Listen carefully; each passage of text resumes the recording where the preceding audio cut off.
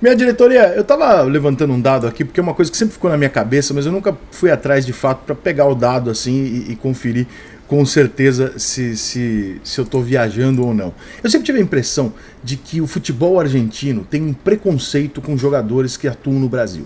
Talvez por rivalidade, talvez por eles serem muito orgulhosos da coisa dele. Então, o jogador tá na Europa, tá num status maior e tal. Mas quando o cara joga na América do Sul, em outro país, me parece que o argentino, ou a seleção argentina, a AFA, não sei, tem um certo preconceito com o cara. E aí eu peguei alguns jogadores específicos e alguns números, especialmente nas últimas décadas, onde a Argentina não tem representatividade, a Argentina não ganhou porra nenhuma, a Argentina não tem jogador sobrando pra caralho, a Argentina tem problemas defensivos, né? A Argentina viveu do Messi os últimos anos e ainda assim ganhou uma Copa América no Maracanã, Deus sabe como, e é isso, né? A Argentina não tem conquistado, ficou 20 e poucos anos sem ganhar nada, e então nada justifica falar, ó, a seleção da Argentina é do caralho, não cabem testes ou outros grandes jogadores para ser convocado. E aí eu fiz uma rápida lista aqui de alguns jogadores que atuaram no Brasil, argentinos, e eu consegui constatar que isso não é um delírio da minha cabeça, não. O Montilho, por exemplo, foi um jogador que jogou no Brasil muitos anos, né? Ele jogou no Cruzeiro em muito bom nível, e durante os anos de 2010, 2011, 2012, o Montilho, inclusive, chegou a ser eleito 2 vezes o melhor meia do Campeonato Brasileiro, o prêmio craque do Brasileirão na meia-direita e tal, não sei o quê. O Montilho tem 4 jogos pela seleção da Argentina. Você vai falar, Rica, porra, é esquisito, realmente ele podia ter tido mais oportunidade, né, e tal. Mas é um Montilho também, não é nenhum craque. Tudo bem, tá tudo certo. E aí nós vamos pro Mascherano. O Mascherano, ele começa a carreira dele no River Plate, né? E durante quando ele está no River Plate, ele vai 11 vezes para a seleção argentina no começo da carreira dele. E aí ele vem no Corinthians e joga o ano de 2005 no Corinthians. Nesse ano de 2005 ele teve 3 convocações. Foi o ano que ele teve menos convocações na vida dele até 2018 para a seleção da Argentina. Um ano que ele jogava no Corinthians. Ele já tinha sido convocado mais vezes, ainda mais jovem, pelo River Plate.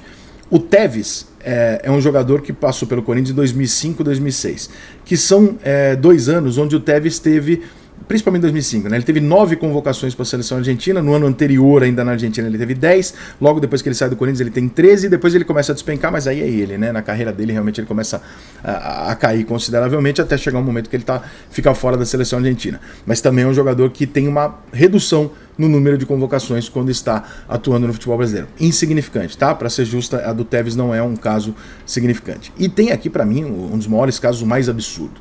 Dario Conca. O Conca nunca foi para a seleção principal da Argentina. Ele nunca esteve jogando pela seleção principal da Argentina. Ele jogou pela seleção sub-20 da Argentina em 2002, 2003.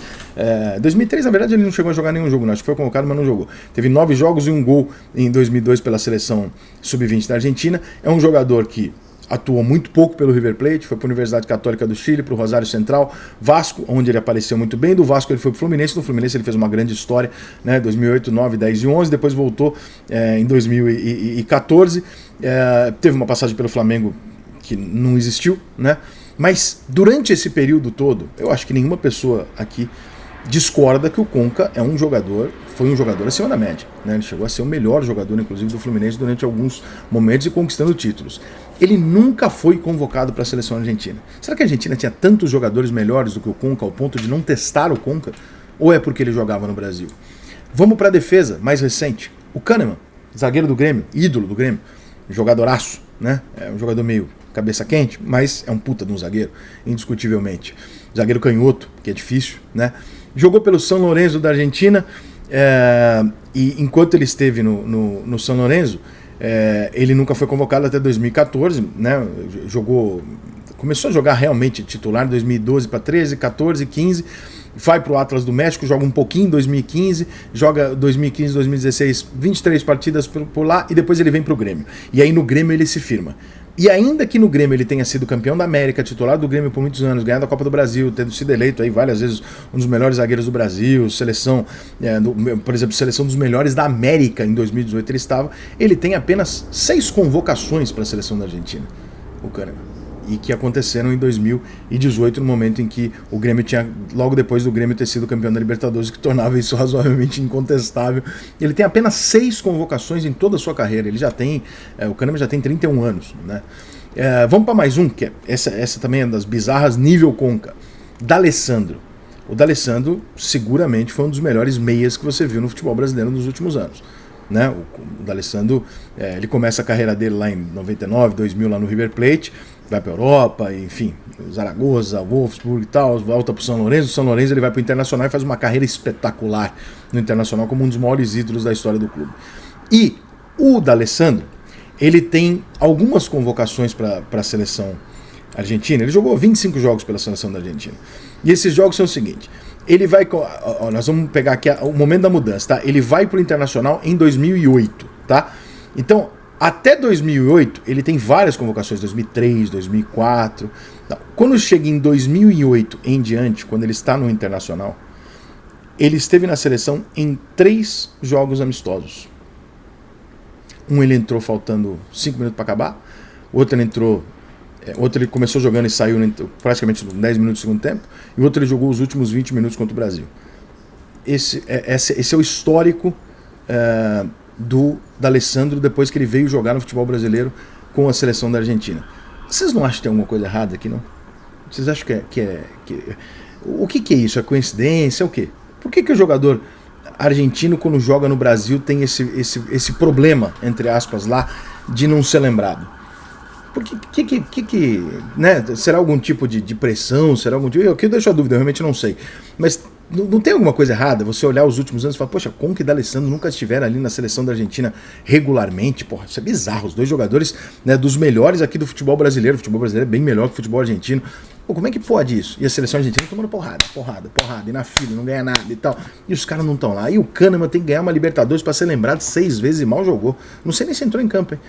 Foi convocado 6 vezes, todos em amistosos, pela seleção da Argentina.